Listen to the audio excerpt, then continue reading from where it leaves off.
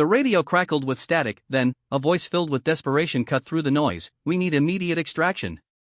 500 troops surrounded, heavy enemy fire, ammunition running low." The operations center fell silent except for the hum of computers and the distant thrum of helicopter rotors. Every eye turned to the duty board where only one pilot remained available for the most dangerous rescue mission of the war. Captain Sarah Martinez stood at the edge of the airfield, her flight helmet tucked under her arm, watching the sun disappear behind enemy mountains. For 3 years, she had fought not just foreign enemies, but the doubts of her own commanders who believed women lacked the physical strength, mental toughness, and split-second decision-making required for combat helicopter operations. Tonight, those same commanders would discover just how wrong they had been. The Apache helicopter behind her represented more than military hardware. It was proof that courage, skill, and determination knew no gender. In the next 6 hours, Sarah would pilot her aircraft into the most heavily defended enemy territory of the conflict, facing surface-to-air missiles, rocket-propelled grenades, and sustained machine gun fire. She would make decisions that would determine whether 500 soldiers lived to see their families again or became casualties of a war that had already claimed too many lives.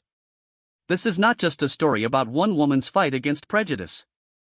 It is the true account of how a single pilot shattered every stereotype about gender roles in combat, saved hundreds of lives, and changed military aviation forever. When the smoke cleared and the rescued soldiers were safely evacuated, even her harshest critics would admit that they had witnessed something extraordinary. The question was never whether women could handle combat aircraft. The question was whether the military was ready to handle women like Sarah Martinez. Sarah Martinez grew up in a small town in Texas where the biggest excitement was the annual rodeo and Friday night football games. Her father worked as a mechanic at the local airport, and, from the age of 5, Sarah spent her afternoons watching planes take off and land while her dad repaired engines and checked flight systems. The smell of aviation fuel and the sound of propellers became as familiar to her as her own heartbeat. "Why do only men fly those big planes, Daddy?" she asked one afternoon, pointing to a military transport aircraft that had landed for refueling. Her father wiped his hands on a greasy rag and looked down at his daughter. "Well, sweetheart, I suppose because that's how it's always been. Flying military aircraft is dangerous work, and most folks think women aren't built for that kind of thing." Even at 5 years old, Sarah knew that answer didn't make sense. She had watched her mother work double shifts at the hospital, saving lives and making life-or-death decisions every day. She had seen her grandmother single-handedly run the family ranch after her grandfather died, managing cattle, fixing fences, and operating heavy machinery. If women could do all that, why couldn't they fly helicopters and planes? By the time Sarah turned 16, she had earned her private pilot's license, making her one of the youngest licensed pilots in her state. She spent every weekend at the airfield, practicing takeoffs and landings until she could put an aircraft down on a runway with the precision of a surgeon. Her flight instructor, a retired Air Force pilot named Colonel James Webb, recognized something special in the young woman. "Sarah has natural instincts that can't be taught," he told her parents during a meeting to discuss her future. "She reads weather conditions like most people read books, and her hand-eye coordination is exceptional. With the right training, she could be one of the finest military pilots this country has ever seen." When Sarah announced her intention to join the military and pursue a career in aviation, the reaction from her community was mixed. Some people supported her dreams, but others made their disapproval clear. The local newspaper even ran an editorial questioning whether young women should be encouraged to pursue such dangerous careers when they could contribute to society in more traditional ways. "Let me tell you something about traditional," Sarah's mother said at the dinner table after reading the editorial. "Traditionally, women weren't allowed to vote, own property, or practice medicine. Traditional isn't always right, and it's certainly not always fair. You follow your dreams, honey, and don't let anyone tell you what you can't do." At 18, Sarah enlisted in the Army and requested assignment to flight training. The recruiter, a middle-aged sergeant with 20 years of service, looked skeptical when she explained her goals. "Ma'am, I have to be honest with you," he said, leaning back in his chair. "Combat aviation is the toughest job in the military. The physical demands are extreme, the training washout rate is over 60%, and even if you make it through, you'll be working in an environment where most of your colleagues have never served alongside a female pilot. Are you sure you wouldn't prefer a career field like communications or intelligence? Those are important jobs too, and they might be a better fit." Sarah looked the sergeant directly in the eye.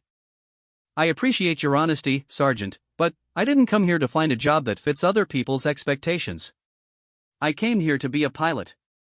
If the training is tough, I'll work harder. If the washout rate is high, I'll make sure I'm in the 40% who succeed. And if my colleagues have never worked with a female pilot, then it's time they learned what they'd been missing. Basic training tested every aspect of Sarah's physical and mental toughness. She ran 5-mile obstacle courses in full gear, performed hundreds of push-ups and sit-ups, and endured sleep deprivation exercises designed to test performance under extreme stress. Some of the male recruits initially doubted her abilities, but their skepticism turned to respect as Sarah consistently ranked among the top performers in every category. Martinez, the drill sergeant, would yell during morning formation. Front and center. Show these soldiers how a proper push-up is performed.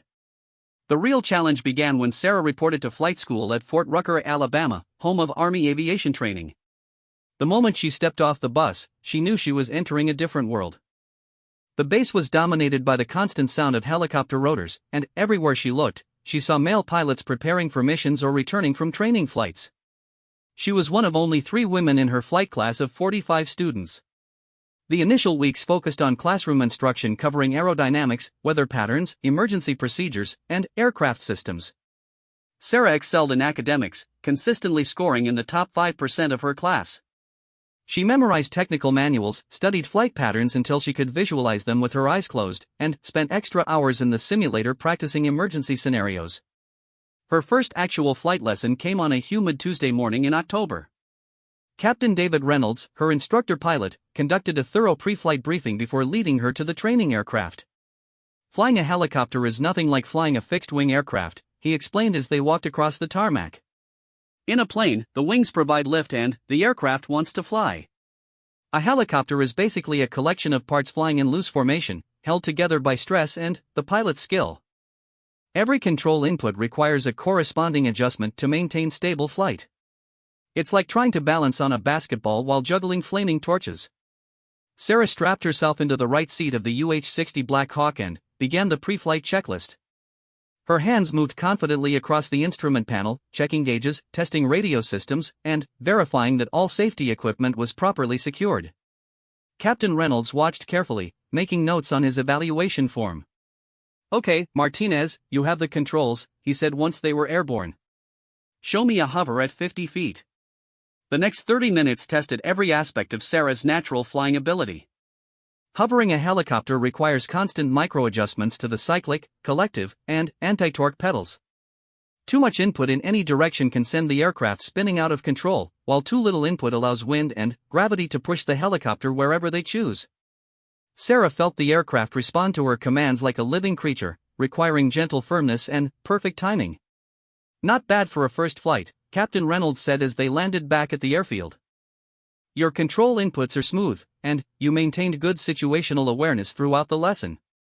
Most students take several flights to achieve that level of coordination. Over the following months, Sarah's training intensified. She learned to fly in formation with other aircraft, navigate using only compass headings and map references, and perform emergency autorotations that required landing a helicopter with no engine power. Each phase of training eliminated more students, but Sarah not only survived every test, she thrived under the pressure. The most challenging aspect of flight school wasn't the flying itself, but proving herself to instructors and fellow students who remained skeptical about women in combat aviation. During one particularly difficult training exercise, Sarah's aircraft experienced a simulated engine failure at low altitude over rough terrain. She had seconds to identify a suitable landing area and execute an autorotation that would save both crew members. "Emergency autorotation, engine failure," her instructor shouted, simultaneously reducing the throttle to flight idle. Without hesitation, Sarah lowered the collective to maintain rotor speed, selected a small clearing between 2 ridgelines, and began the descent. She managed the aircraft's energy perfectly, trading altitude for rotor momentum until the very last moment when she pulled collective to cushion the landing. The helicopter touched down firmly but safely in the center of the clearing. "Outstanding," her instructor said, making notes on his evaluation form. "That was textbook emergency procedure under extremely challenging conditions. Some pilots with years of experience couldn't have executed that maneuver any better." Word of Sarah's exceptional flying skills began spreading throughout the flight school community. Instructors started using her as an example of proper technique during classroom lectures, and fellow students sought her advice on difficult maneuvers. But, with recognition came increased scrutiny from those who believed her success was somehow threatening the established order. During the final week of flight school, Sarah overheard a conversation between two senior instructor pilots discussing her upcoming graduation. "I don't care how well she flies in training," one of them said. "Combat aviation is different from anything she's experienced in flight school. When bullets start flying and soldiers are depending on you to get them out of a hot landing zone, physical strength and aggressive instincts matter more than textbook technique. Women just don't have what it takes for that kind of pressure." The other instructor nodded in agreement. "Maybe she'll prove us wrong, but I doubt it. The first time she faces real combat, she'll fold like a house of cards. Mark my words." Sarah pretended not to hear the conversation, but their words burned in her memory. She knew that graduating from flight school was only the beginning. The real test would come when she reached her first operational assignment and faced the ultimate challenge of proving herself in actual combat operations. Graduation day arrived with typical military ceremony. Sarah stood in formation with her surviving classmates, proudly wearing her new aviator wings while family members and friends watched from the bleachers. Her parents had driven from Texas to witness this moment, and the pride on their faces made every difficult day of training worthwhile. Lieutenant Martinez, the base commander, said as he pinned the wings to her uniform, "You graduated second in your class out of 45 students. Your instructors tell me you have exceptional flying skills and the judgment necessary for combat operations. The Army is fortunate to have pilots of your caliber." As the ceremony concluded and families gathered for photographs, Sarah reflected on the journey that had brought her to this moment. She had overcome every obstacle, exceeded every expectation, and proven that gender was irrelevant when it came to flying military aircraft. But she also knew that the biggest challenges still lay ahead. Her first assignment would take her to a forward operating base in Afghanistan, where she would pilot Apache attack helicopters in support of ground combat operations. It was exactly the assignment she had requested, and exactly the opportunity she needed to prove that women belonged in combat aviation. Standing on the airfield at Fort Rucker, watching helicopters practice formation flying in the distance, Sarah made a silent promise to herself and to every young woman who might follow in her footsteps. She would not just succeed in her new assignment, she would excel beyond anyone's expectations. She would prove that when soldiers needed help, it didn't matter whether their pilot was male or female. What mattered was skill, courage, and an absolute commitment to bringing everyone home safely. The C-130 transport aircraft touched down on the dusty runway at Forward Operating Base Thunder, Afghanistan, with a jarring thud that jolted Sarah awake. She had been trying to sleep during the 8-hour flight from Germany, but excitement and nervousness had made rest impossible. Through the small window, she could see the barren landscape of Afghanistan stretching endlessly in all directions, broken only by mud brick compounds and the occasional green line of vegetation marking a river or irrigation canal. "Welcome to paradise," said Lieutenant Jake Morrison, the pilot sitting next to her. Jake was also reporting to FOB Thunder for his first combat deployment, and the two had struck up a friendship during their brief stopover in Germany. "I hear the locals are very friendly, especially when they're shooting at you." Sarah gathered her gear and followed the other passengers off the aircraft. The first thing that struck her was the heat. Even though it was only 8 in the morning, the temperature was already approaching 90 degrees, and the sun beat down mercilessly from a cloudless sky. The second thing she noticed was the constant background noise of military activity. Generators hummed, vehicles rumbled past carrying supplies and personnel, and somewhere in the distance, she could hear the distinctive whop-whop sound of helicopter rotors. The base itself was a small city of prefabricated buildings, concrete barriers, and razor wires surrounded by guard towers and defensive positions. Everything was covered in a fine layer of dust that seemed to penetrate even sealed containers. Soldiers moved purposefully between buildings, some heading to the dining facility for breakfast, others preparing for missions or returning from night patrols.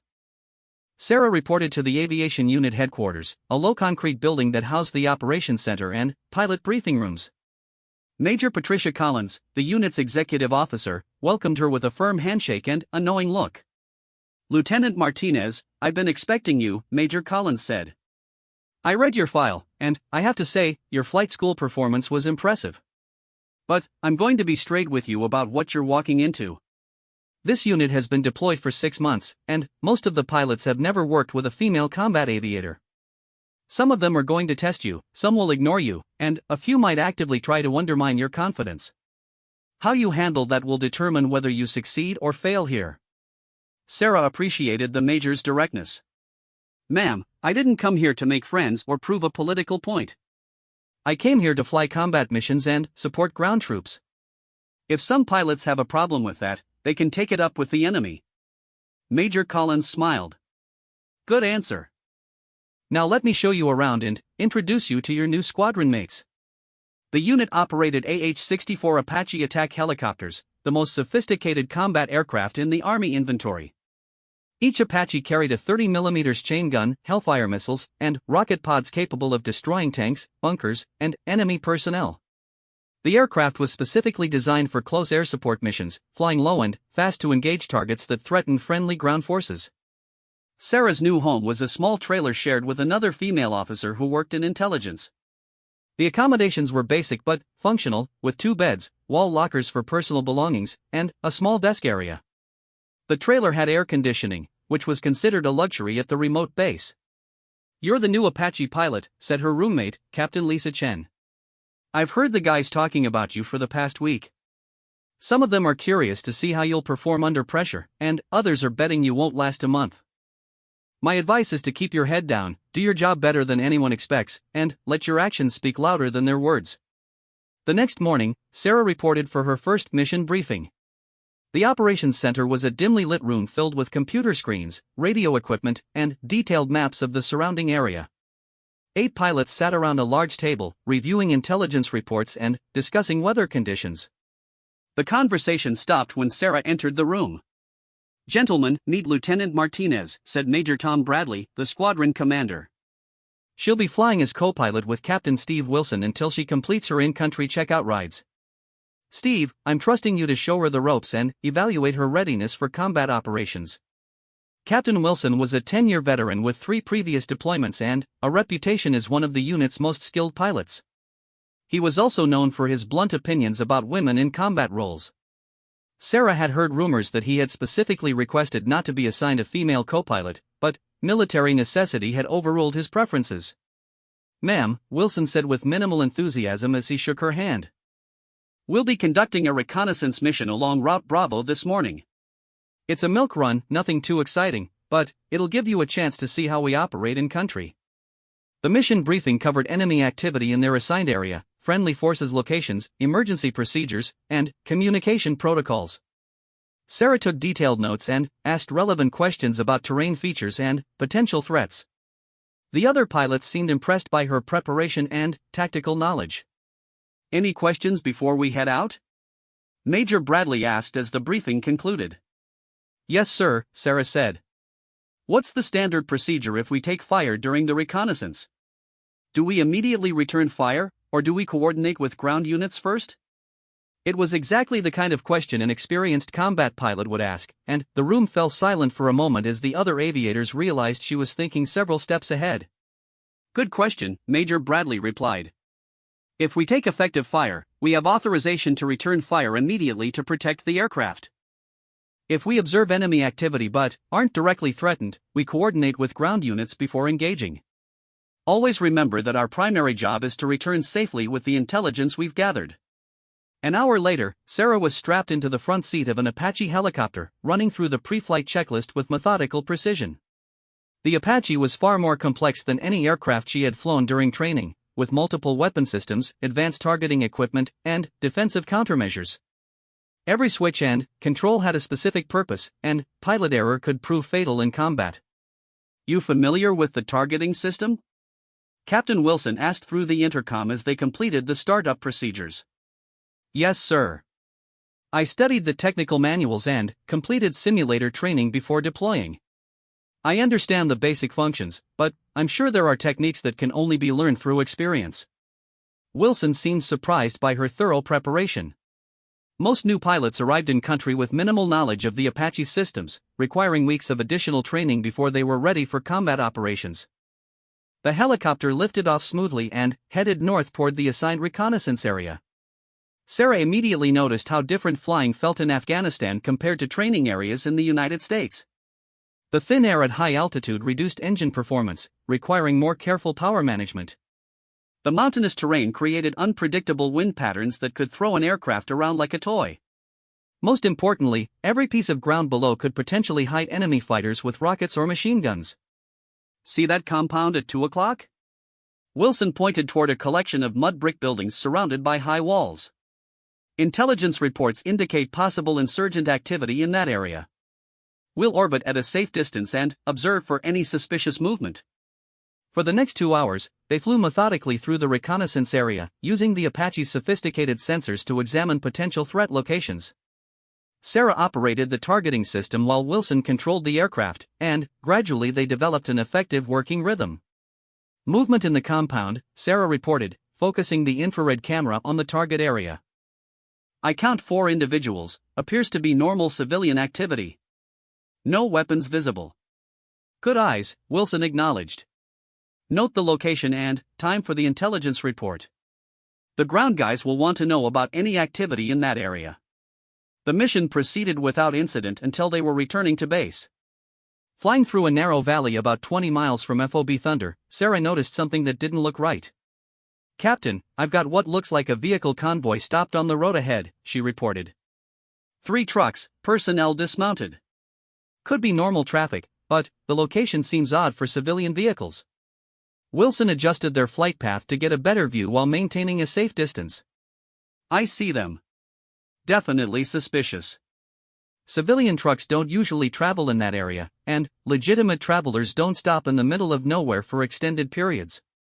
Sarah zoomed in with the targeting camera and immediately spotted the telltale signs of enemy activity. Sir, I can see individuals carrying what appear to be RPGs and assault rifles. This looks like an ambush position targeting the main supply route. Outstanding observation, Wilson said, his voice carrying new respect. You just potentially saved some convoy drivers' lives. Let's call this in and see if ground forces want us to engage. The radio crackled with communication between their aircraft, the operations center, and ground units in the area. Within minutes, they received authorization to engage the enemy position before the fighters could threaten friendly convoys. This will be your first combat engagement, Wilson said as he maneuvered the Apache into attack position. I'll control the aircraft and weapons, you maintain situational awareness and watch for additional threats. Keep your eyes moving and call out anything that doesn't look right. Sarah felt her heart rate increase as they approached the target area, but her training took over and her movements remained smooth and controlled. She systematically scanned the surrounding terrain, looking for signs of additional enemy fighters or anti-aircraft weapons that could threaten their helicopter. Target in sight, Wilson announced. Engaging with 30mm cannon. The Apache shuddered as the chain gun fired a burst of high-explosive rounds into the enemy position. Sarah watched through the targeting camera as the rounds impacted precisely where the insurgents had been positioned. 2 of the 3 vehicles burst into flames, and the personnel who had been preparing the ambush either fled the area or were eliminated by the accurate fire. Target destroyed, Wilson reported over the radio. No return fire observed. Continuing to monitor the area for additional threats. They remained in the area for another 20 minutes, ensuring that no additional enemy fighters appeared to reinforce the position or threaten passing convoys. Finally, with fuel running low, they returned to FOB Thunder and landed safely on the dusty helicopter pad. As they completed the post-flight inspection and debriefing, Captain Wilson's attitude toward Sarah had noticeably changed. That was solid work today, Martinez. Your observation skills are excellent, and you handled your first combat situation professionally. I have to admit, I had some doubts about flying with a female co-pilot, but you show me that skills matter more than gender. During the evening debriefing with the squadron commander, Sarah's performance received high praise from both Wilson and the ground units who had been monitoring their mission. Lieutenant Martinez demonstrated excellent tactical awareness and professional competence during today's mission, Wilson reported. Her identification of the enemy ambush position potentially prevented casualties among friendly convoy personnel. I recommend she be cleared for standard combat operations effective immediately. Major Bradley nodded approvingly. Outstanding work, Lieutenant. Word of your performance today will spread quickly around the base. You've made a good first impression, but remember that every mission brings new challenges.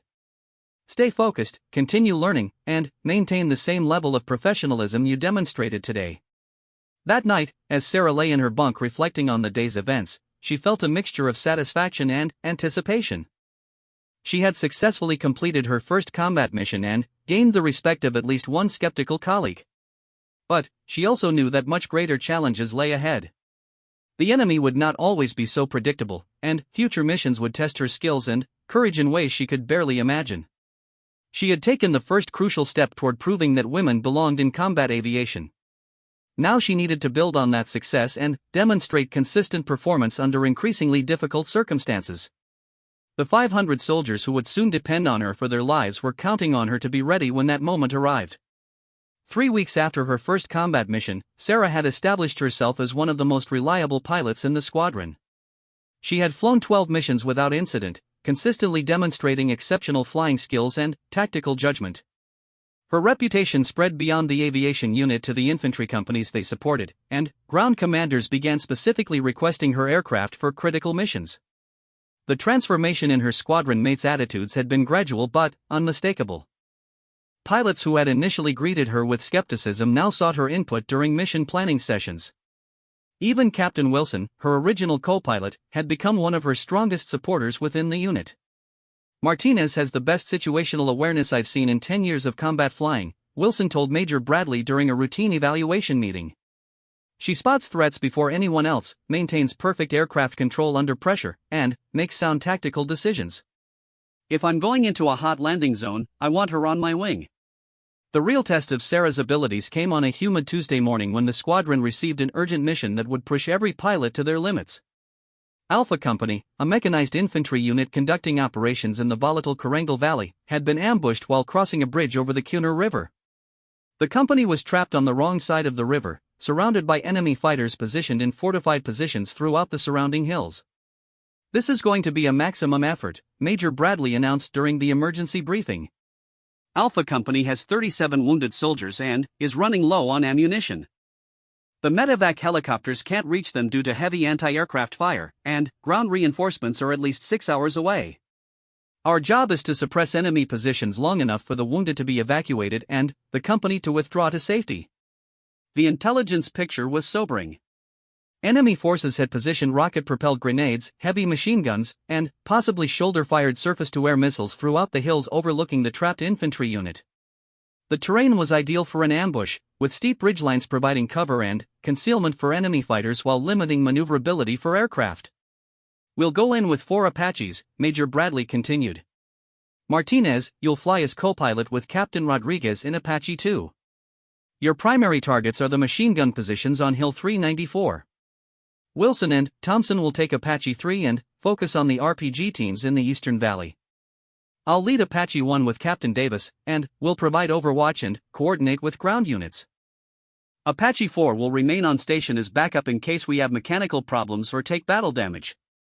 Sarah felt the familiar pre-combat mixture of excitement and apprehension as she prepared her equipment and reviewed the target area maps.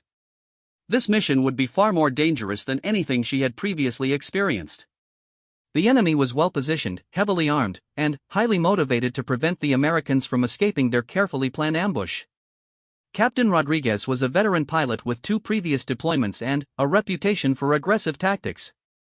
He had initially been skeptical about flying with a female co-pilot, but Sarah's performance over the past 3 weeks had convinced him that she was ready for the most challenging missions. "Listen up, Martinez," Rodriguez said as they walked toward their aircraft. "This is going to be a knife fight in a phone booth. We'll be flying low and fast, taking fire from multiple directions, and making split-second decisions that determine whether those soldiers live or die. I need you focused, aggressive, and ready to engage targets the instant you identify them. Can you handle that?" "Yes, sir," Sarah replied without hesitation. "I'm ready." The 4 Apaches launched simultaneously and formed up into a tactical formation for the 30-minute flight to the contact area. Sarah used the transit time to study the terrain features and memorize the locations of friendly forces. She reviewed emergency procedures, checked weapon systems, and mentally prepared herself for the intensity of sustained combat. "Alpha Company, this is Guardian Flight," Major Bradley transmitted as they approached the valley. "We have 4 Apaches inbound your location. Identify your positions and give us a target update." The response came immediately. accompanied by the distinctive crack of rifle fire and the deeper boom of rocket-propelled grenades. Guardian Flight, Alpha 6. We're trapped on the north side of the bridge, taking heavy fire from multiple positions. We have 37 wounded, including several critical cases that need immediate medevac. Enemy positions are marked with orange smoke, but be advised they have anti-aircraft weapons and have already engaged 2 previous aircraft. As they crested the final ridgeline before the target area, Sarah got her first view of the battlefield. Alpha Company's vehicles were positioned in a defensive circle near the bridge, with soldiers using whatever cover they could find to return fire against enemy positions scattered throughout the surrounding hills. Smoke and dust obscured much of the area, and the constant muzzle flashes from both sides created a deadly light show across the valley. There, Rodriguez pointed toward a hill to the east. I can see muzzle flashes from at least 3 machine gun positions. Those are our primary targets. Sarah, get the targeting system locked on and prepare to engage. Sarah manipulated the Apache's sophisticated targeting equipment, using thermal imaging to identify the exact locations of enemy fighters despite the smoke and terrain features. The technology allowed her to see heat signatures from weapons and personnel that would be invisible to the naked eye. I have multiple targets identified, she reported. Machine gun position at grid 318456, second position at 319458, possible RPG team at 320461. Outstanding work. Engaging first target. The Apache shuddered as Rodriguez fired a Hellfire missile at the primary machine gun position. Sarah watched through the targeting camera as the missile streaked toward the target and detonated with devastating accuracy. The machine gun fire from that position ceased immediately. Target destroyed, she reported. Engaging second position with 30mm cannon. Rodriguez maneuvered the aircraft into firing position while Sarah aimed the chain gun at the second enemy position. The gun fired in controlled bursts, sending high explosive rounds into the rocky position where enemy fighters had been firing at the trapped soldiers. The accurate fire forced the enemy to cease their attack and seek better cover. Guardian 2, break right, came an urgent call over the radio. SAM launch from your 12 o'clock. Sarah looked up from the targeting system to see a surface-to-air missile streaking toward their aircraft. Rodriguez immediately threw the Apache into a violent evasive maneuver, deploying chaff and flares to confuse the missile's guidance system while diving toward the valley floor. Missile defeated, Rodriguez called out as the SAM flew harmlessly past their aircraft. Sarah, can you locate the launch position? Sarah was already scanning the terrain with the targeting camera, looking for the distinctive heat signature of a recently fired missile launcher. I've got it. SAM position at grid 317459, approximately 800 meters north of the bridge. Roger that. All Guardian aircraft, we have a SAM threat at grid 317459. Recommend immediate suppression. Major Bradley's voice crackled over the radio. Guardian 1 engaging SAM position with Hellfire. All aircraft continue mission, watch for additional launches. The battle continued for the next 45 minutes as the 4 Apaches systematically destroyed enemy positions throughout the valley. Sarah proved herself under the most intense combat conditions, identifying targets with remarkable accuracy while maintaining perfect coordination with Rodriguez's aircraft control inputs. Sarah, you see that RPG team moving between the rocks at 2 o'clock? Rodriguez asked during a brief lull in the action. I see them, Sarah replied, already adjusting the targeting system. 3 personnel, 1 carrying an RPG-7, moving from cover position to cover position. They're trying to get a shot at Alpha Company's vehicles. Take them out. Sarah fired a precise burst from the 30mm cannon, the rounds impacting exactly where the enemy fighters were attempting to position themselves. The threat to the ground forces was eliminated before the RPG team could launch a single rocket. As the enemy positions were systematically destroyed, Alpha Company began moving their wounded soldiers to a landing zone where medevac helicopters could safely extract them. The Apaches provided continuous overwatch, ensuring that no additional enemy fighters could interfere with the evacuation process. Guardian Flight, Alpha 6, came the call from the ground commander. Outstanding work. You've suppressed all enemy positions in our immediate area. The wounded are being evacuated now, and we should be able to withdraw safely within the next 30 minutes. Your support saved a lot of lives today.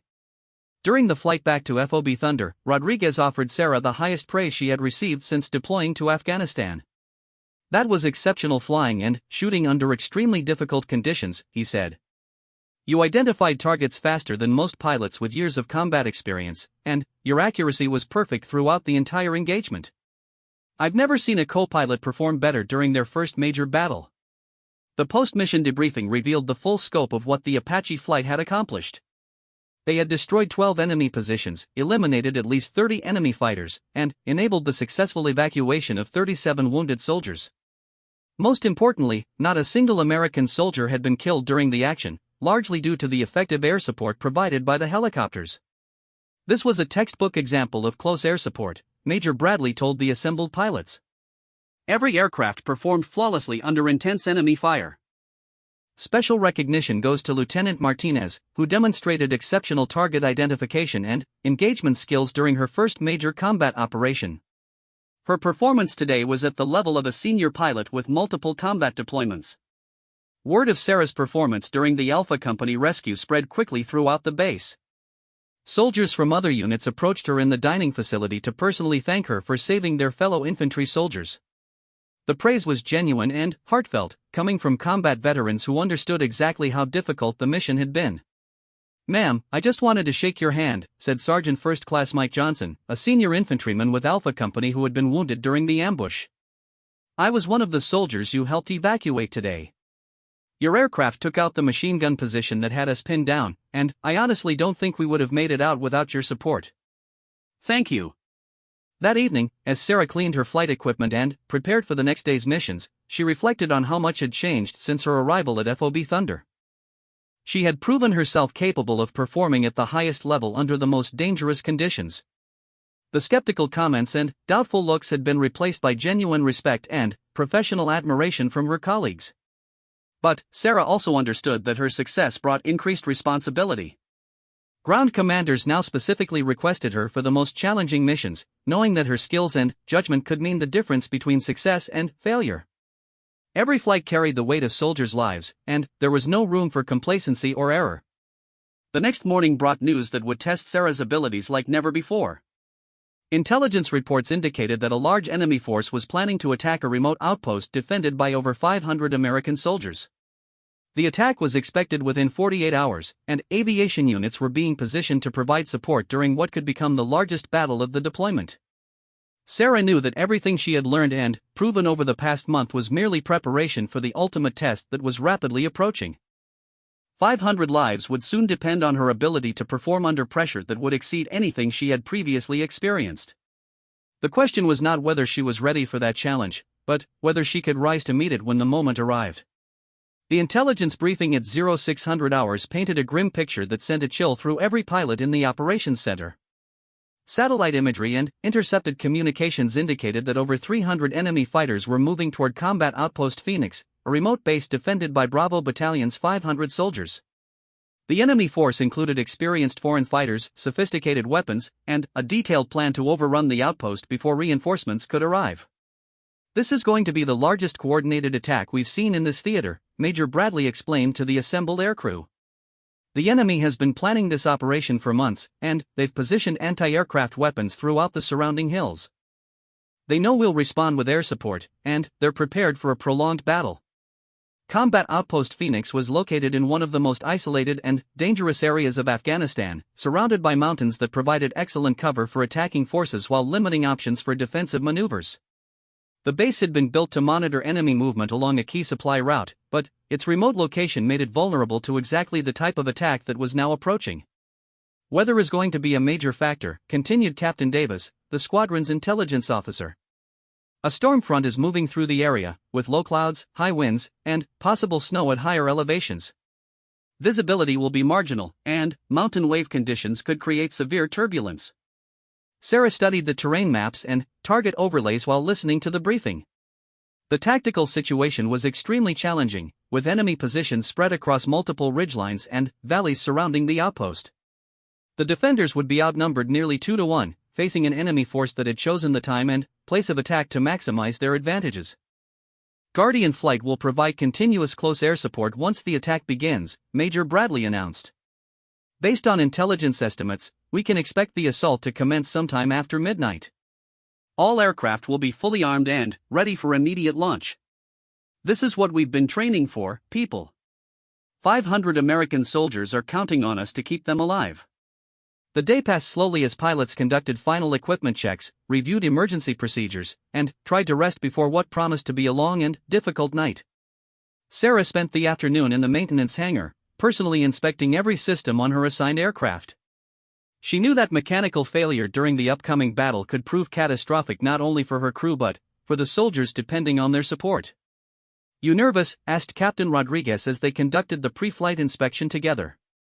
"Focused," Sarah replied, checking the 30mm ammunition load. "This is exactly why I became a pilot. When soldiers need help, we're the ones who can provide it. Everything we've done up to this point has been preparation for tonight." At 2,147 hours, the radio in the operations center crackled with the call everyone had been expecting: "Guardian Operations, Phoenix Base, we have movement on all approaches. Large enemy force approaching from multiple directions.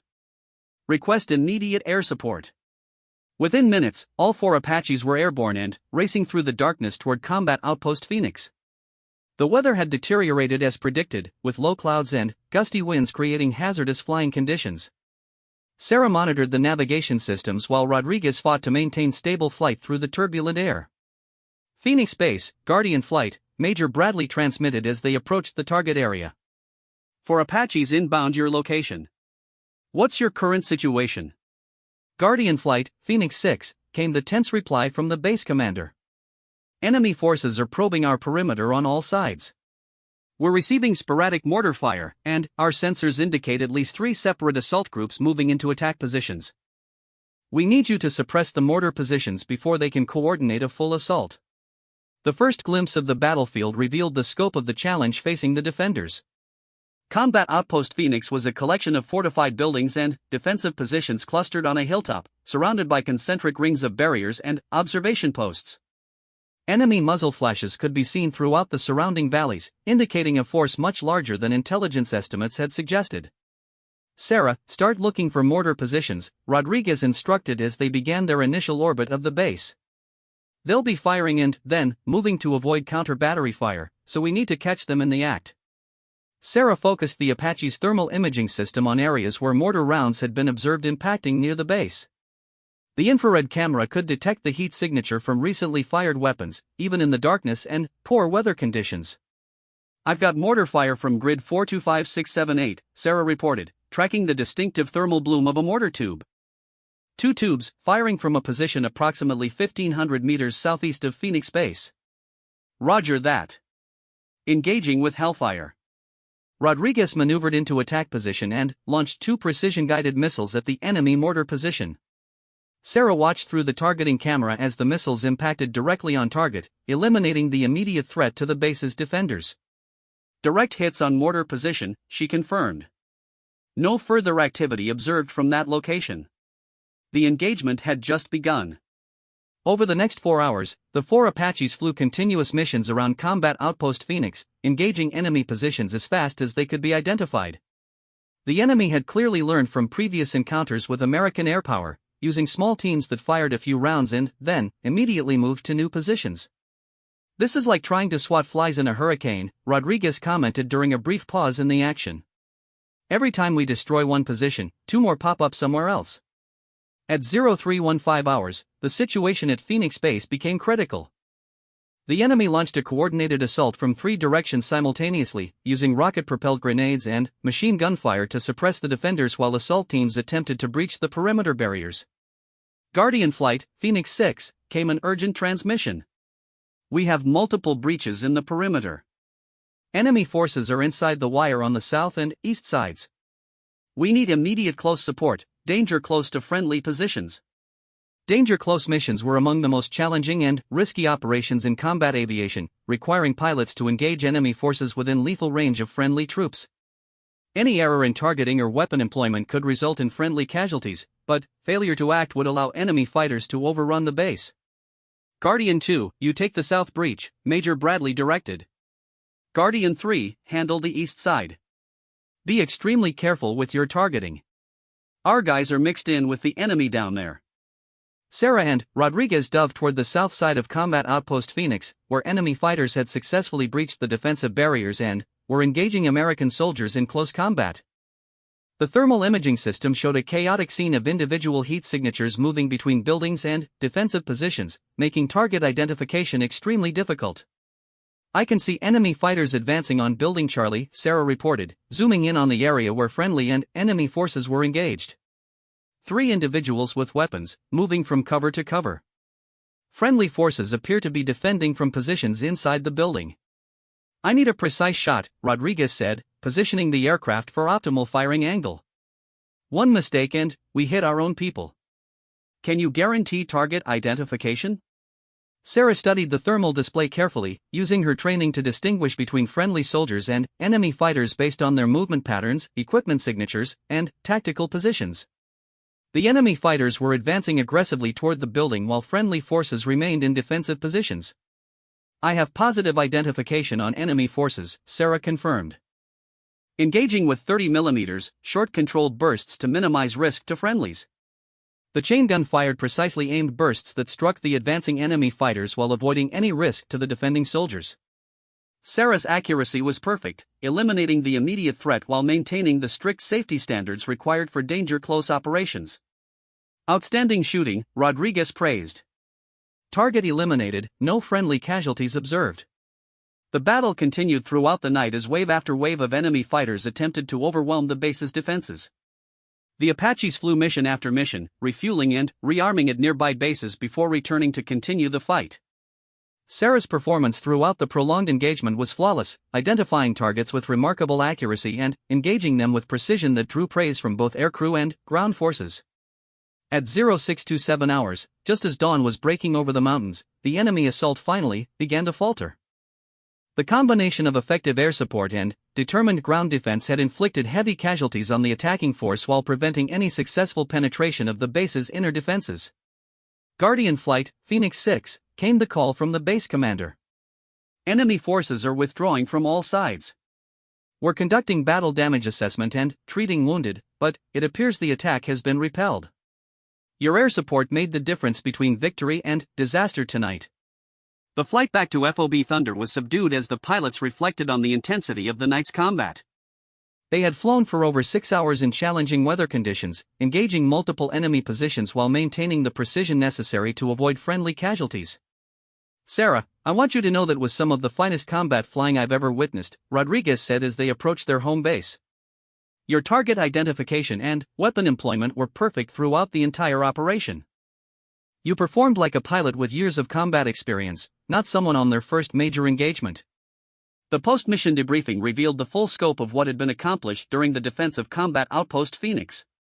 The 4 Apaches had destroyed over 40 enemy positions, eliminated more than 100 enemy fighters, and directly prevented the overrun of a major American base. Most importantly, casualties among the 500 defending soldiers had been kept to a minimum due to the effective air support. This was a decisive victory achieved through exceptional airmanship and precise tactical execution, Major Bradley told the assembled pilots. Every crew performed magnificently under extremely challenging conditions. "Lieutenant Martinez, your performance tonight was particularly noteworthy.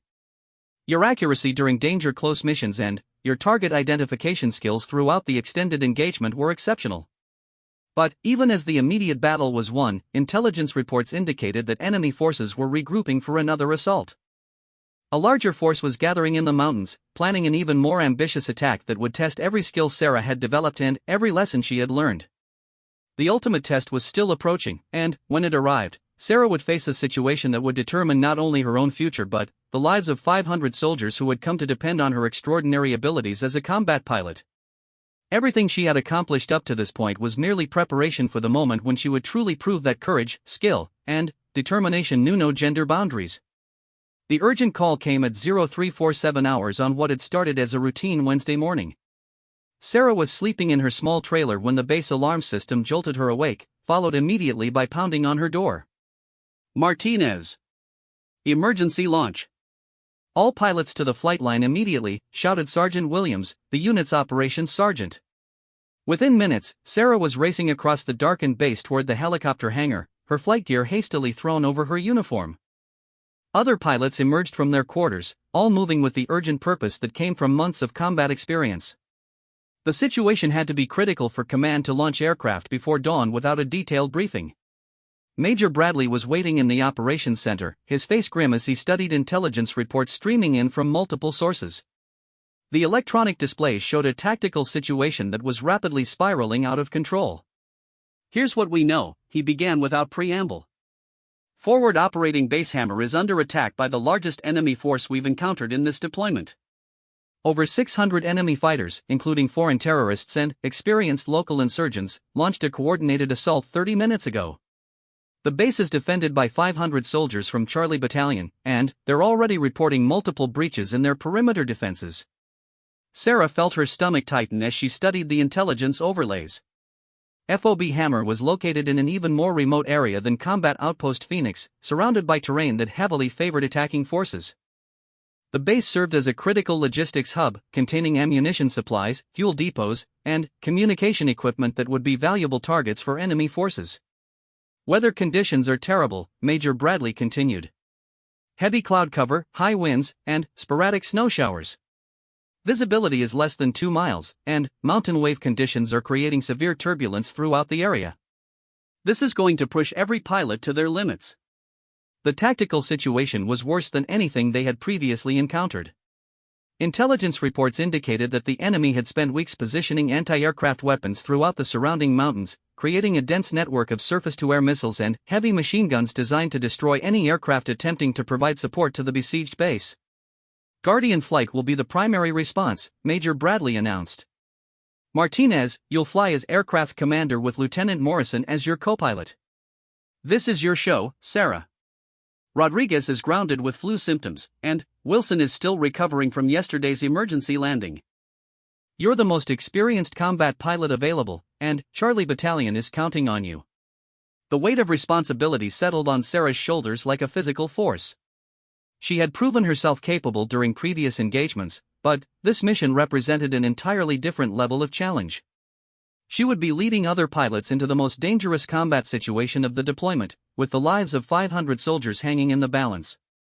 Lieutenant Morrison was waiting by their aircraft, his young face showing the mixture of excitement and apprehension that came with his first mission as co-pilot to an aircraft commander. Jake was a skilled pilot, but he had only been in country for 2 weeks and lacked the combat experience necessary for the type of mission they were about to undertake. "Jake, listen carefully," Sarah said as they conducted the pre-flight inspection. "This is going to be unlike anything you've experienced in training. The enemy knows we're coming, they've prepared extensively, and they'll throw everything they have at us. I need you focused on your instruments, watching for threats, and ready to take control if I'm incapacitated. Can you handle that?" "Yes, ma'am," Jake replied, though Sarah could hear the tension in his voice. "I'm ready." The 4 Apaches launched into the pre-dawn darkness, immediately encountering the severe weather conditions that had been forecast. Wind gusts of over 40 knots buffeted the aircraft, while ice crystals formed on the windscreen despite the heating systems. Sarah fought to maintain formation with the other helicopters as they navigated through valleys shrouded in low-hanging clouds. Guardian Flight, Hammer Base, crackled through the radio as they approached the target area. "Situation is critical. Enemy forces have penetrated our inner defenses and are threatening the ammunition depot.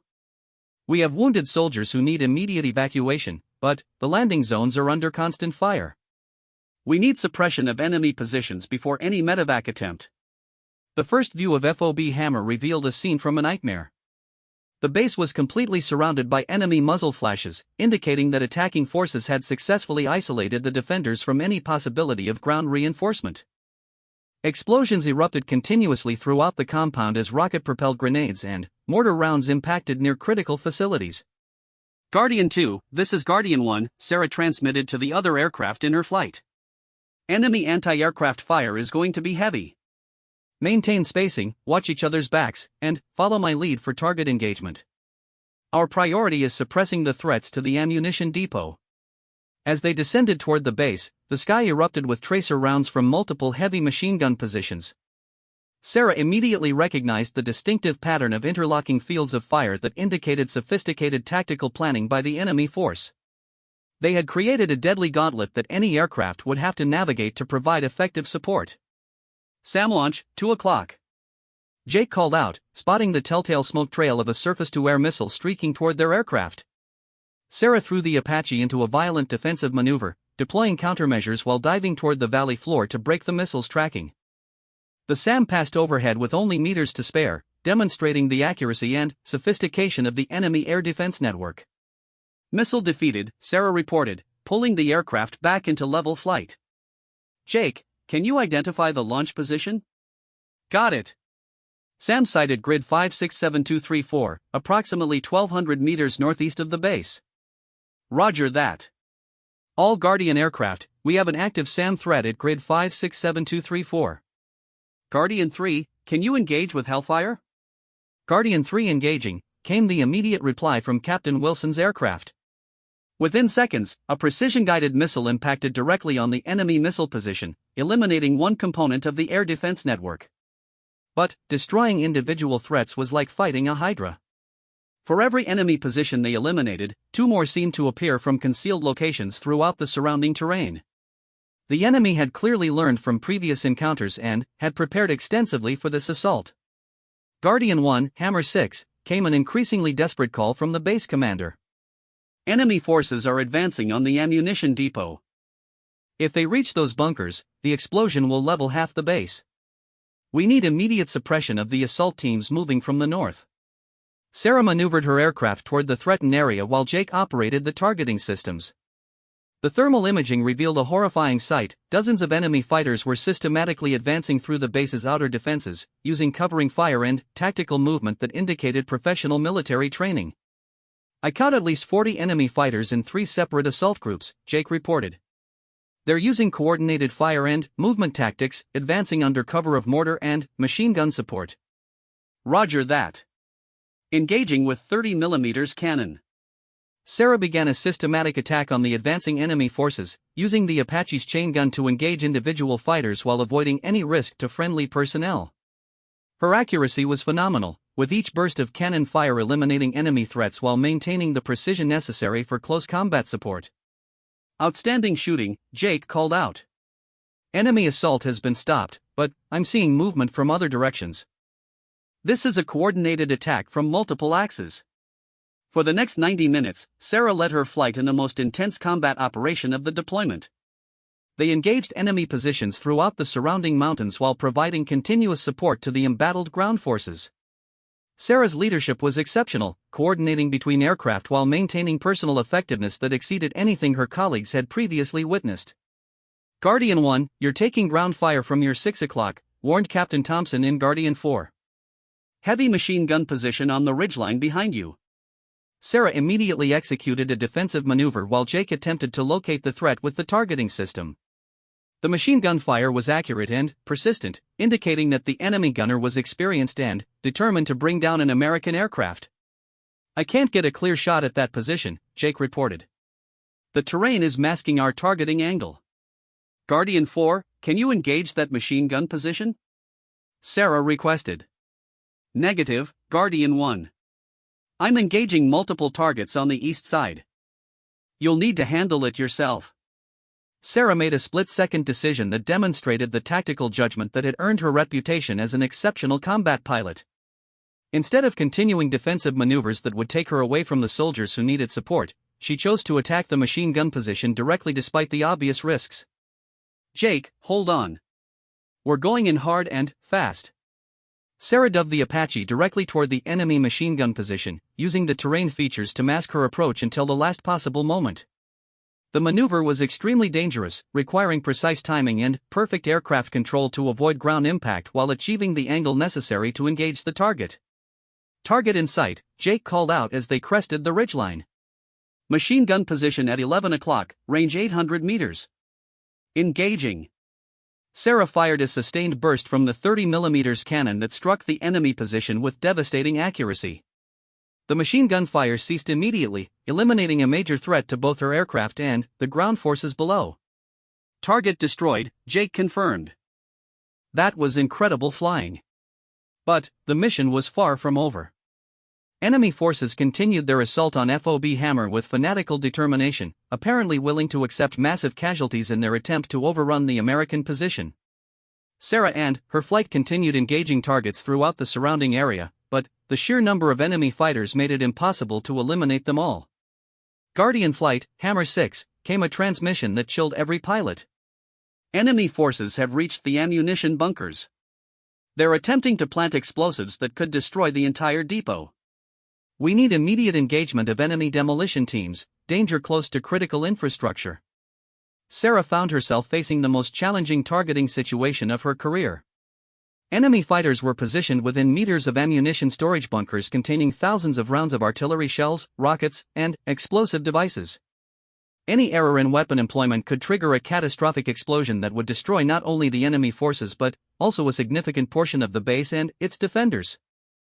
"Jake, I need perfect target identification," Sarah said, maneuvering into position for the critical engagement.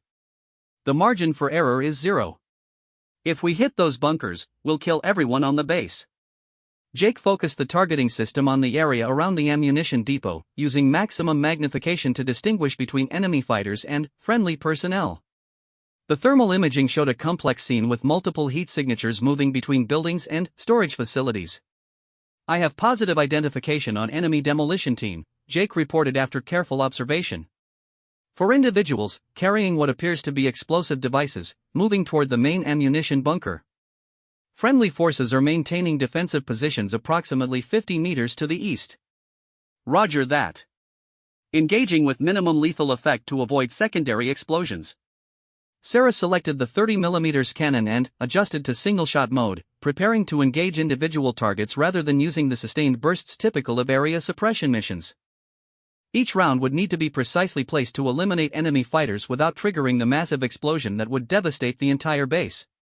The first shot struck an enemy fighter carrying explosives just as he reached the ammunition bunker. The round's impact eliminated the immediate threat while avoiding any damage to the explosive storage facility. Sarah immediately shifted to the second target, maintaining the precision necessary to protect both enemy and friendly forces from catastrophic secondary explosions. "Target down," Jake confirmed. Second enemy fighter moving toward the bunker entrance. Sarah's second shot was equally precise, eliminating another member of the demolition team before he could place his explosive charges. The remaining enemy fighters, recognizing the futility of their mission under accurate fire from the Apache, abandoned their demolition attempt and sought cover in other areas of the base. "Demolition team eliminated," Sarah reported. "Ammunition depot is secure."